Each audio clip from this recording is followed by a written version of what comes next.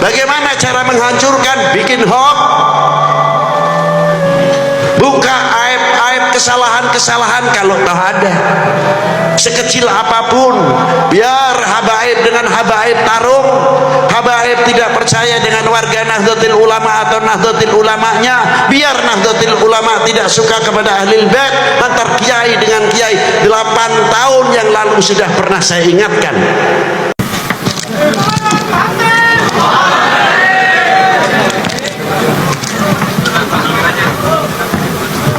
Assalamualaikum warahmatullahi wabarakatuh. Alhamdulillahil awwalu bila ibtida wal akhiru bila intiha. Jami'us sifatil ulia wal izzati wal kibriya. Wassalatu wassalamu ala imami ahli safai wal wafa, qutbil anbiya wal awliya, sayyidina wa maulana Muhammadin khairid dawa likulli saqamin wada, rahmatan wa shifa fi sirri wal jila, wa ala alihi wa sahbihi ma damatil ard was sama amma ba'du.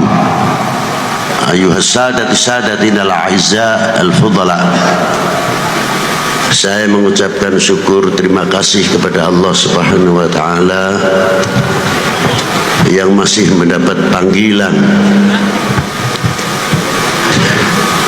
dengan pelantara haflah Maulid Nabi sallallahu alaihi wasallam.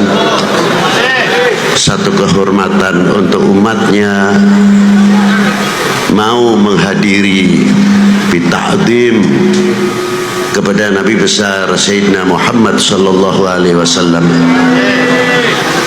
Yang saya hormati para syiban, para sesepuh, bini sepuh, para alim ulama, para kiai, para ajengan, para habaib, bapak-bapak instansi dari instansi pemerintahan, sipil, TNI, Polri yang selalu kita banggakan.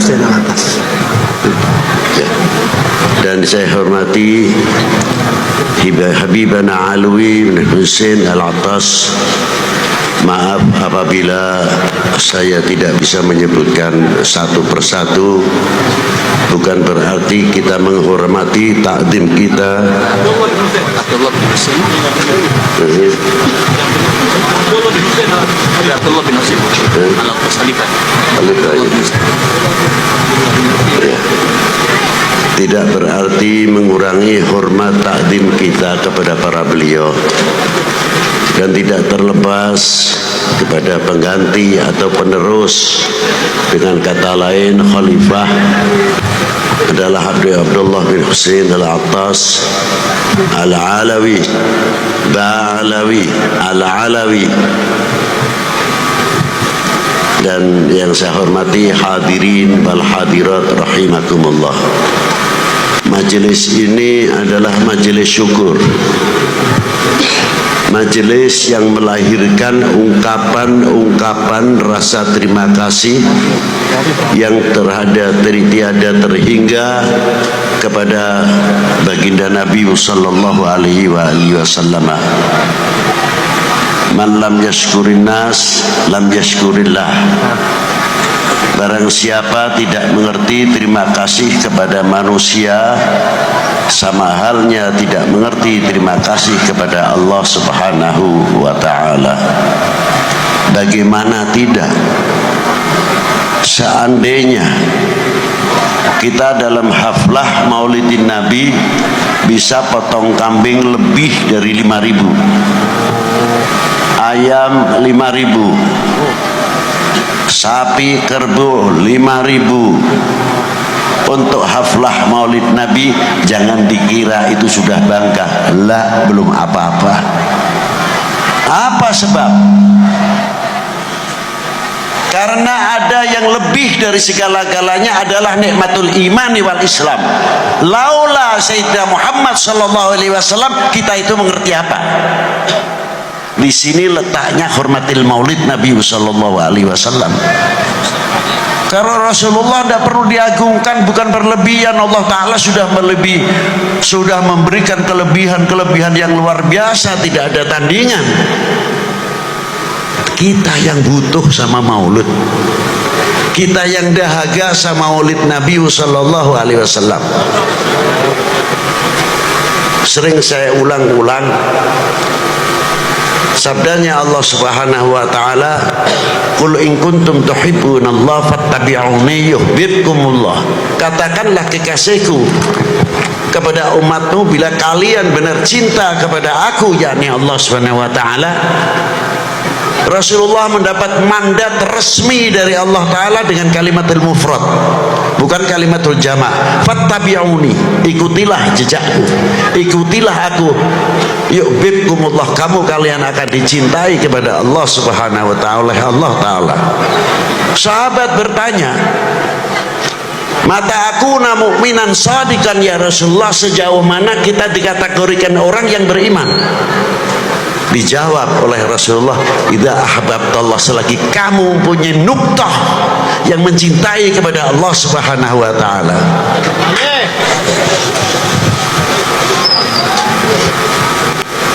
Yang kedua, sahabat itu tadi bertanya, lalu kepada siapa lagi ya Rasulullah? Kepada utusannya. Selanjutnya ya Rasulullah, mengikuti torekohnya, sunnahnya. Aneh, kalimah torekoh sunnah dibelakangkan, yang awal mahabbahnya dahulu. Apa sebab? Kalau orang mahabbah kepada Rasulullah, menjalankan sunnahnya, torekotnya, sunnahnya, tidak membayangkan pahalanya seberapa. Karena apa? Mahabbah itu mahal betul. Tapi kalau tidak ada mahabbah, tanya pahalanya apa saja.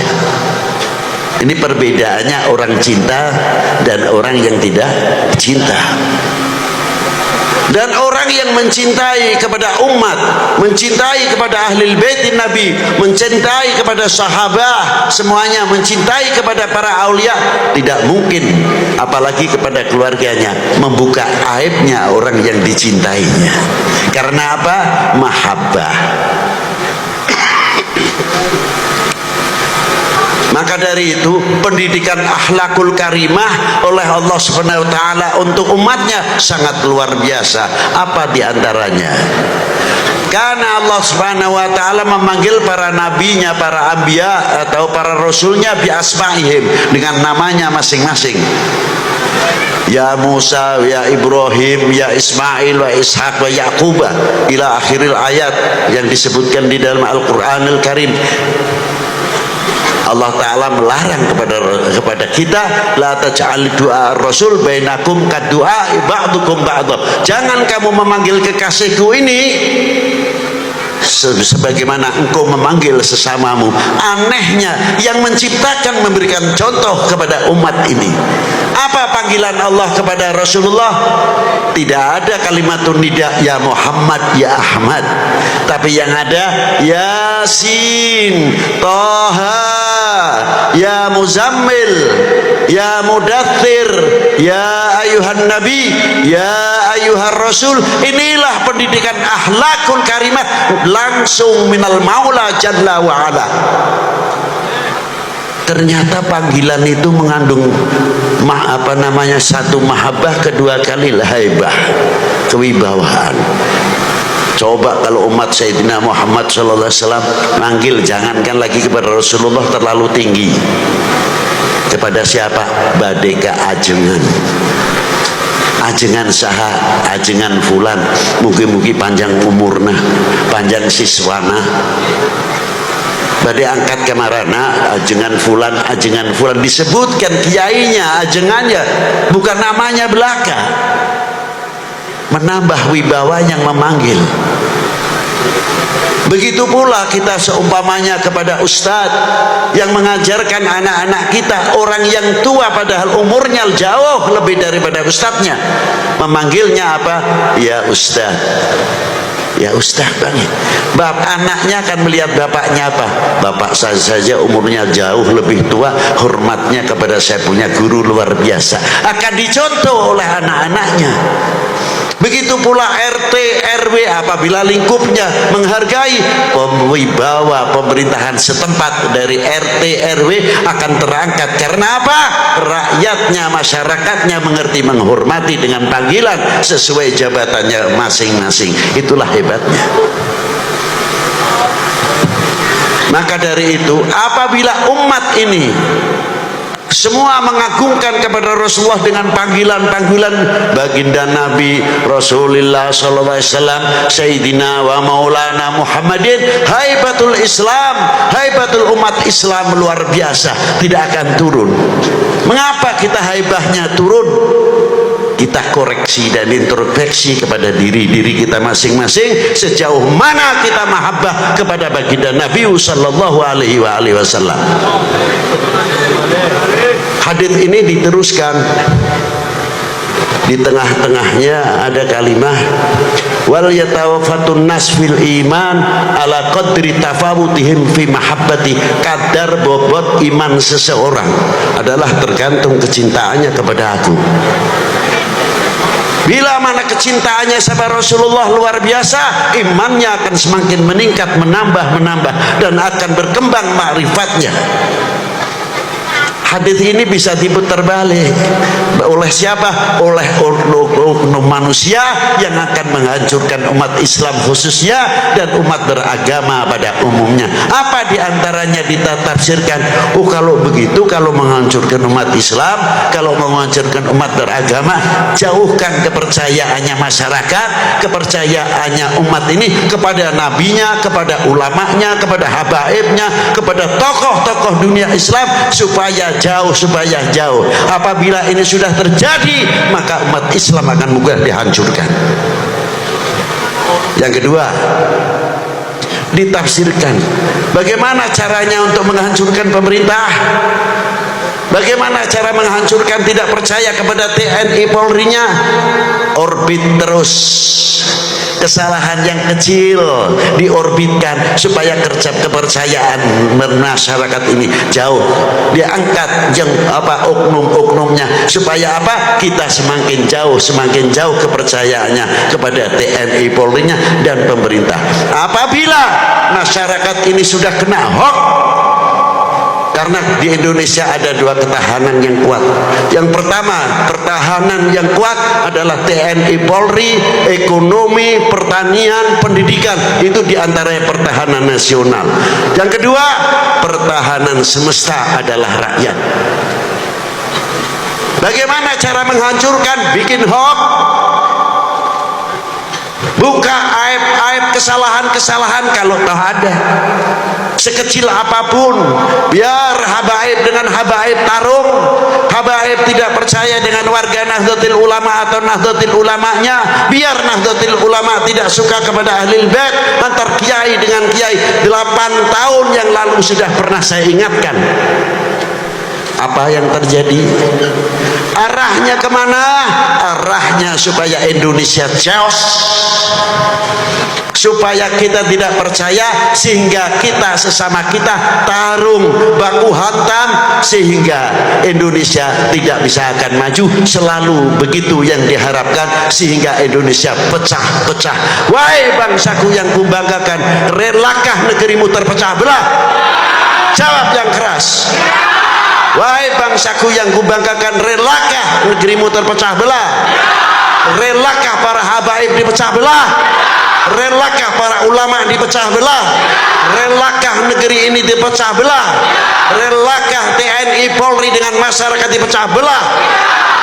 Itu ya yang paling istimewa. Berarti benteng-benteng Indonesia ada di pundak kalian, tanggung jawab ke depan. Jangan bikin malu para ulama-ulama mutaqaddimin yang ikut andil besar menegakkan merah putih kembali dan dakwatul Islam yang luar biasa. Di zaman Wali IX sebelumnya berhadapan dengan Portugis, di zaman Sultan Agung berhadapan dengan VOC, dan sampai ke Diponegoro Kiai Mojo kita pernah andil opo, pernah adil naon nanti teh. hari merah putih mah tinggal nangtung wae. Tapi sing abdi lah mau ditanyakan pernah andil naon manggil bambu runcing pernah can can cina ngiring mah pernah di mana karnaval cina pakai bambu runcing kaosna pasian berem-berem gitu sampai ketinggal darah gitu yo cek aing cina mah gitu. Maaf bahasa Inggris sebentar. Itulah diantaranya. Karena apa?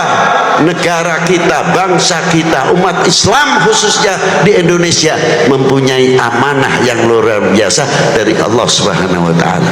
Apa amanah tersebut? Tanah air ini pemberian Allah untuk bangsa Indonesia. Siapa lagi kalau bukan kita yang menjaga keutuhannya? Betul?